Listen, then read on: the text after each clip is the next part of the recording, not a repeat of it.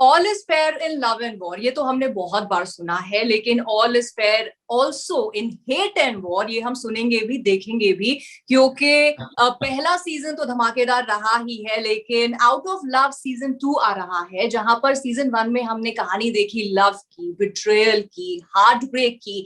Season 2 में twist क्या होगा वो बताने के लिए हमारे साथ इस वक्त हैं लीड एक्टर उस सीरीज के, पूरब Kohli. So Purab, a warm welcome to you first of all.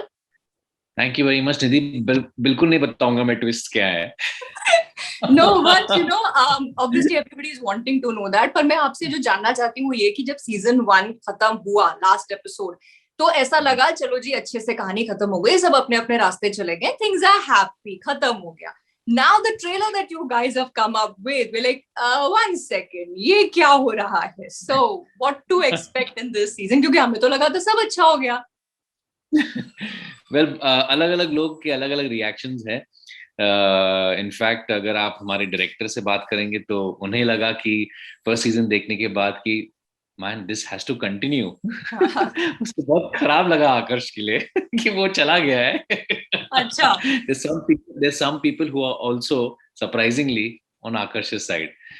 पता नहीं क्यों, मैं भी खुद पूछ रहा हूँ कि भाई क्यों, भाई ऑन आकर्ष's side, लेकिन हाँ। कुछ लोग तो शायद they feel sorry for him, they get swept over कि यार फिर भी वो अपने बेटे से प्यार करता है, वो मीरा से भी प्यार करता है, वो बेचारा फंसा हुआ है दो प्यार के बीच में। So you know they are different takes towards this. पर I think your one of the few people जिन्हें लगा कि ये शो खत्म हो गया है, अच्छी तरह से खत्म हो गया है, मीरा ने बदला ले लिया और आकर्ष निकल गया है, दिल्ली चला गया है कुनूर से। So that is also one one take. लेकिन you know I think generally जो फीलिंग है आउट ऑफ लव देख के, the kind of content it is, अच्छा कंटेंट है, और जिस तरह से बनाया गया है, the thrilling kind of experience that you go through while watching it, I think it calls for another season. You know you can't या लेट गो। कि ऑडियंस को भी लगा जब बहुत सारे मैसेजेस आते हैं मुझे हमेशा, यू नो कुछ प्रोजेक्ट्स ऐसे होते हैं लाइफ में जो उनका उसका मार्क इतना रह जाता है ना कि लोग कई सालों तक आपको उस कैरेक्टर के नाम बुलाते हैं। हाँ। जैसे कि मजर, हिप्पोपोरे का मजर, या केडी, रॉक ऑन का केडी, या नाइजिल, माय ब्रदर निखिल का, या तो फिर सरताज पीओडब्ल्यू का, या तो फिर Aakarsh now is the new one that people keep calling मी।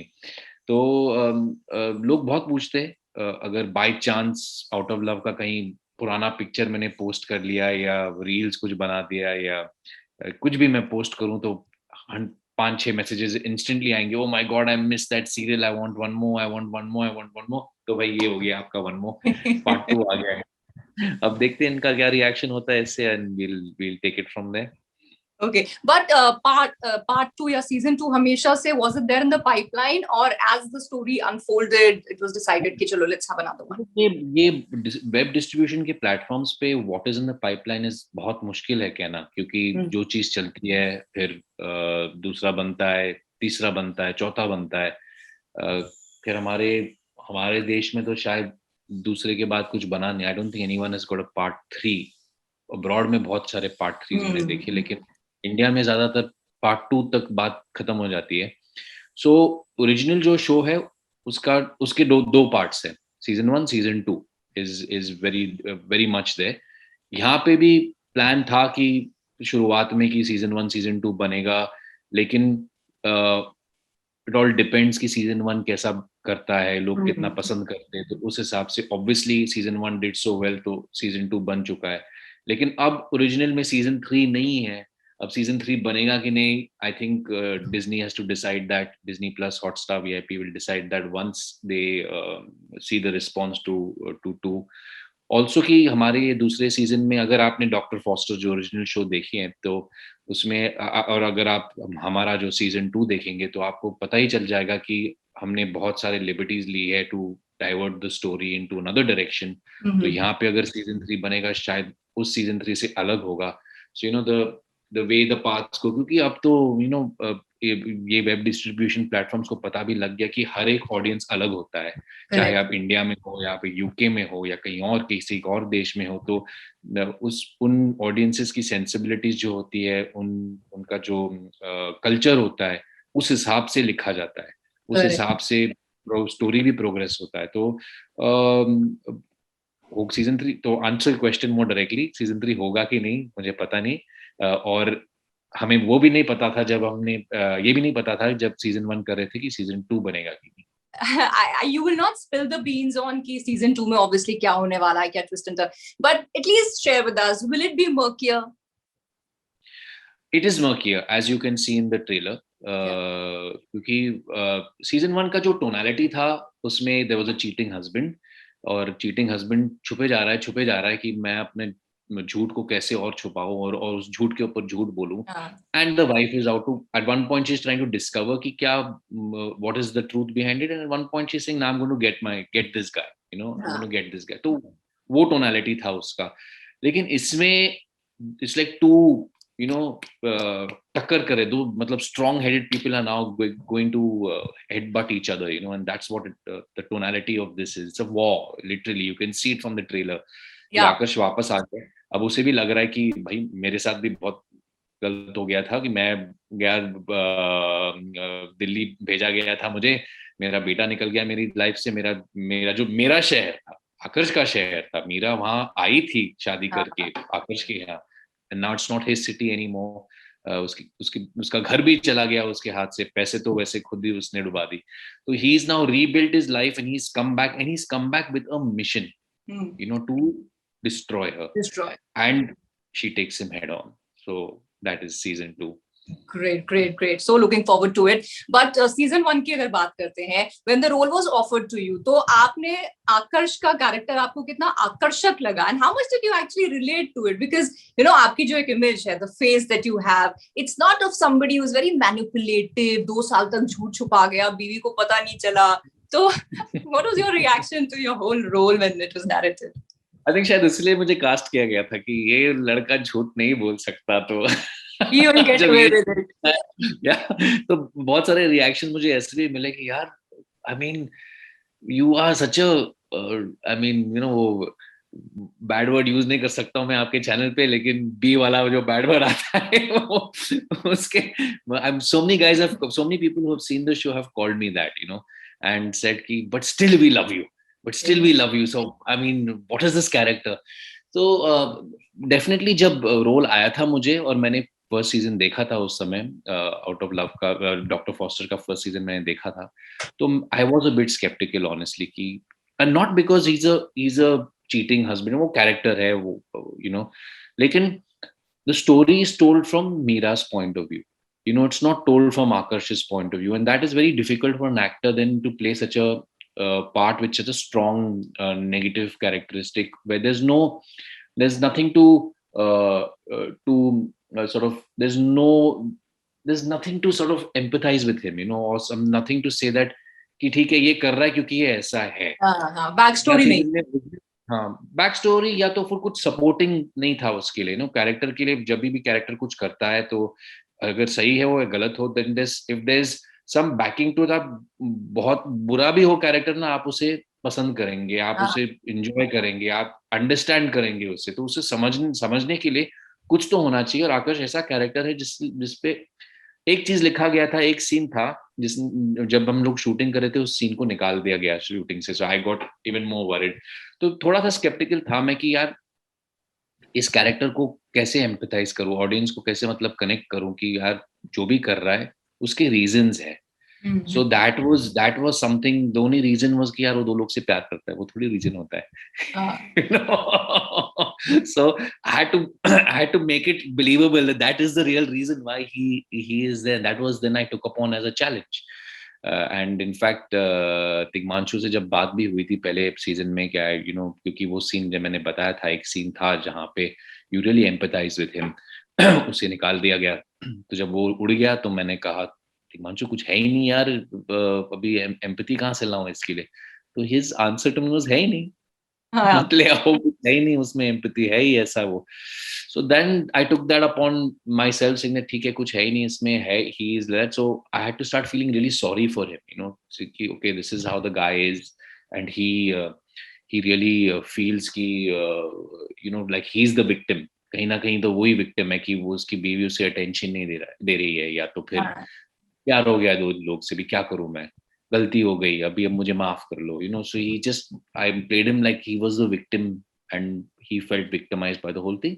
और वो दैट कैरेक्टरिस्टिक ओनली नाउ दूसरे सीजन में is come as a stepping stone, because उसी को अभी अभी वो दिल्ली चला गया, उसे निकाल दिया तुमने कुनूर से, तो और विक्टिम फील होने लग गया उसको। तो दिल्ली में 3 साल वहां पे बैठ के he cried and he felt so sorry for himself कि now he's built himself very strong and come back. तो and now इस सीजन में बहुत मतलब ग्राफ है उसका, बिकॉज उसके वांट्स है, उसके रीजंस है जो वो कर रहा है, उसको अपना बेटा वापस चाहिए, अपना शहर वापस चाहिए। Now he's got all that padding which was not there in season 1. Okay, so great. That will be good to watch कि कैसे head on आप ले रहे हैं इस challenge को, you and Meera both, I mean Rasika's character. Talking about OTT, आज की डेट में अगर पूर्व देखें तो बहुत explore कर रहे हैं लोग और expand हो रहा है in the Indian context also. But आप उन चुनिंदा कुछ लोगों में से हैं जिन्होंने OTT जब इतना famous नहीं हुआ था तब से आपने इस platform पे अपनी शुरुआत कर ली थी. So how do you see this whole graph and of course the growth? I mean, it's the future. It's you. I mean, any sensible person can see it. जब ये आया था तो मैं खुद उस समय वेब डिस्ट्रीब्यूशन था ही नहीं इंडिया में। जब मैंने पहला अपना शो किया था 2014 में, मैंने भी खुद वो शो 6-7 महीने बाद देखी जब मैं लंदन आया था, because I had no access to it in India. तो उस टाइम से ही जब मुझे पता चल गया था कि यार ये तो बहुत ही इंटरेस्टिंग बढ़िया चीज़ है कि आप घर बैठ के कुछ भी देख सकते हैं, अपने टाइम पे देख सकते हैं। खैर उस समय हमारे देश में तो इंटरनेट स्पीड्स भी नहीं थे, तो कुछ लोग को समझना बहुत मुश्किल हुआ होगा ये चीज़ कि अगर उस टाइम पे यूट्यूब पे आप कुछ भी देखो तो यूट्यूब का ऐड आता था कि डाउनलोड कर सकते हैं आप इंडिया में। वो खास इंडिया के लिए बना था क्योंकि हमारे इंटरनेट स्पीड्स थे नहीं। अब देखो 4 साल भी नहीं हुए इस बात को, और आप मतलब आप रियल टाइम में देखते हो ऑलमोस्ट क्रिकेट मैचेस अगर देखना है आपको। तो दैट इज टेक्नोलॉजी। और मैं हमेशा से ही टेक्नोलॉजी या तो फिर इंटरनेट की चीज़ें में मतलब इंटरेस्ट रखा है मैंने, और इन्वॉल्व भी हुआ है कुछ चीज़ों में, खैर उसकी बात हम कभी और करेंगे, लेकिन इट्स ऑलवेज एक्साइटेड मी। तो मुझे लगा पहले से ही कि ये यहाँ पे कुछ बढ़ेगा, it's a matter of time. पर इस गति से, इस तेजी से जब जो ऐसा बढ़ा है पिछले 3-4 साल में, इतने सारे प्लेयर्स आ गए, इतना पैसा आ गया है, इतना कंटेंट बन रहा है, इतना सब्सक्रिप्शन की जो डिमांड है इन ओटीटी प्लेटफॉर्म्स के लिए, सो देन ऑब्वियसली उनको कंटेंट भी देना है। So it's really party time right now, of course unfortunately कि ये इतना खराब जो माहौल चल रहा है हमारे इस देश में, इसी समय में इनके सब्सक्रिप्शंस भी बढ़ गए क्योंकि लोगों को सिनेमा जाने का मौका नहीं मिल रहा है।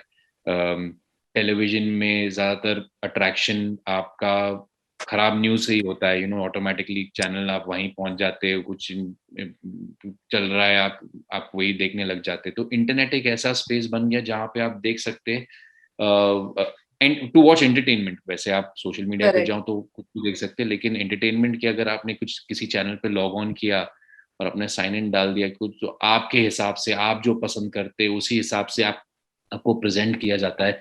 It's a good space, it's a nice place for people to also entertainment, या तो फिर कुछ एंगेजिंग चीज लोग क्यों देखते हैं, अपने दिमाग को थोड़ा सा रिलैक्स करने, या तो फिर कुछ कहानी देखने, कहानी सुनने में या देखने में बहुत मजा आता है लोगों को। Everyone likes a good story, so that's what. And unlike cinema जहाँ पे आपको पहले 3 दिन में कुछ इम्पैक्ट करना है, चाहे आपकी कंटेंट अच्छी हो खराब हो, लेकिन पहले 3 दिन में आपको टिकट बेचने हैं, तो आपने मतलब एक शो कर दिया, सुपरस्टार डाल दिया आपने पोस्टर पे, और मतलब आपका जो नाच गाना है, एक्शन है, ऑल ऑफ दोस जो इंग्रेडिएंट्स बोलते हैं मसाला फिल्म के, वो आपने डाल दिए, कॉमेडी डाल दिया, वो सब आप यहाँ पे भी होता है, वेब डिस्ट्रीब्यूशन प्लेटफॉर्म से भी होता है, क्योंकि उनको भी सब्सक्रिप्शन बेचने हैं और उनके लिए बहुत that is the formula to sell subscription.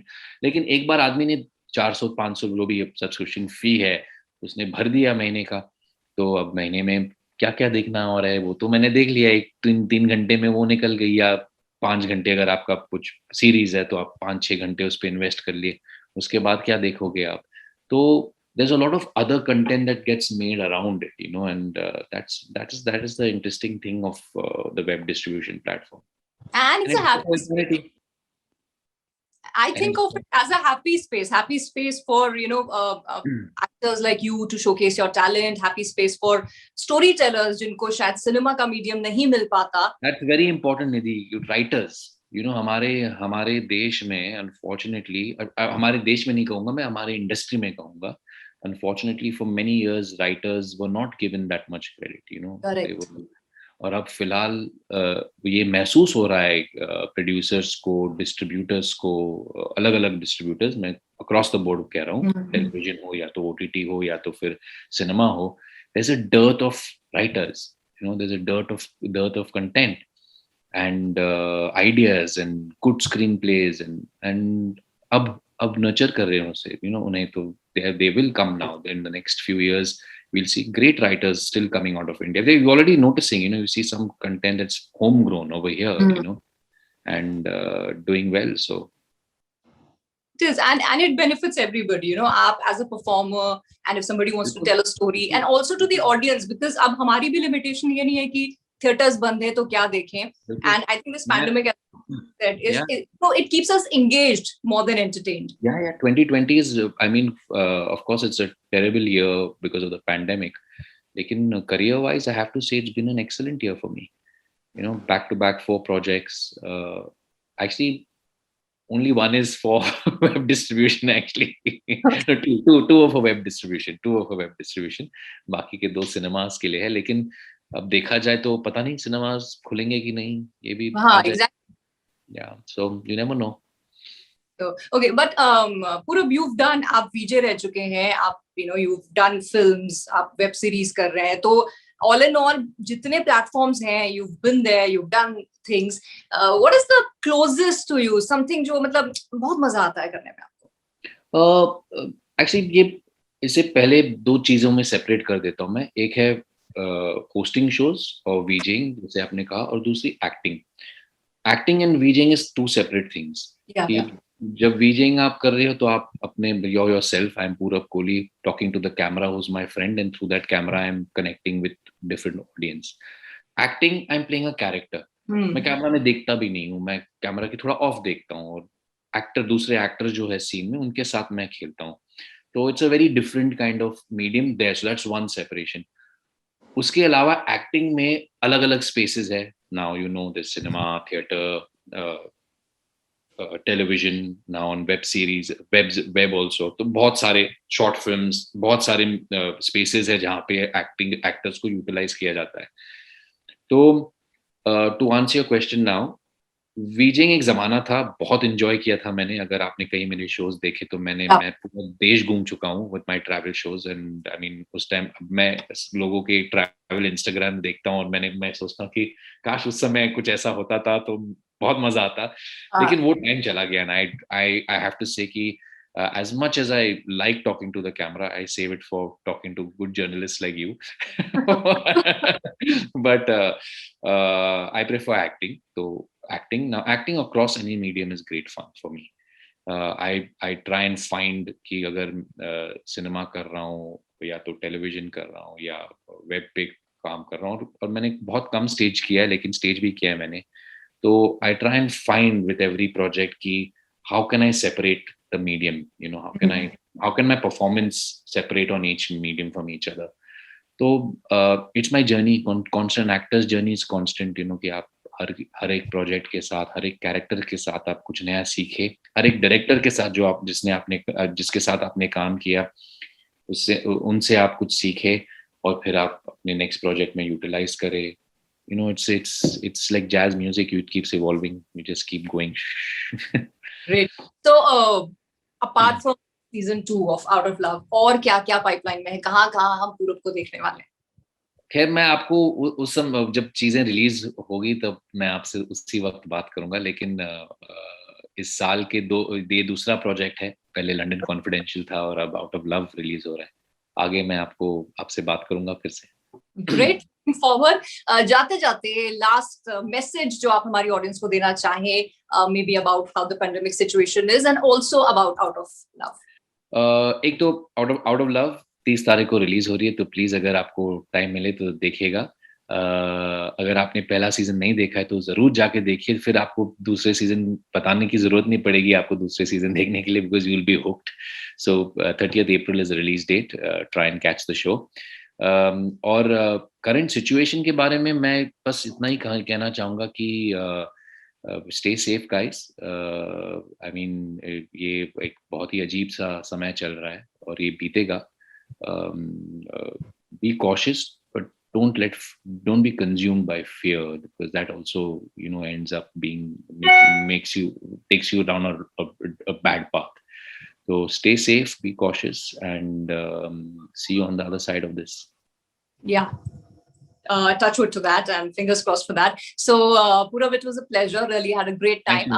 Thank you very much. And all the best for season 2 and जो भी आपके future projects हैं, जिसपे God willing आगे भी हमें interview करने का मौका मिलेगा. And please stay. You too, Nidhi. Thank you. Bye bye. Bye bye.